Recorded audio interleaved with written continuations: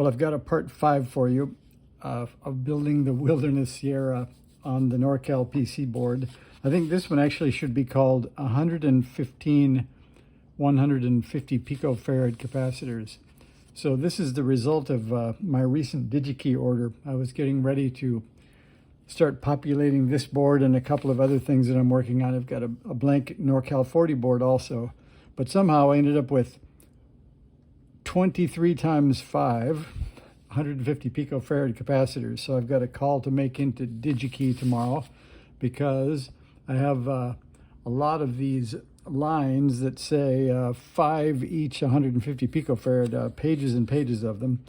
So that didn't go perfectly well, but you can see the assortment of parts that are getting ready to go on the board anyway.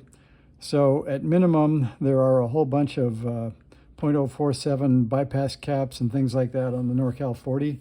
So I'll be putting those in and cross-referencing between the two schematics to make sure things are the same. So far, looking at the schematic, I'm working my way back to the product detector, and as you can see, they're pretty close, except there is one inductor in series with the crystal on the Wilderness unit. You can see that, let's see here, there is no series inductor with the crystal on the product detector. There still is a 50 picofarad across pins 7 and 8, pardon me, 6 and 7, and a 270 picofarad to ground. So that looks to be the same when I look at these. Here's the cap, but there's the extra inductor to ground. So that'll make, probably need to put a socket in for the crystal and then put the inductor above the board, but that shouldn't be too hard.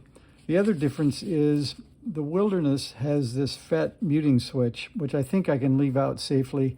And if I want to put that in on board later, it's just this parallel pair of audio lines that go through this. So those two FETs could be above the board later if I need to.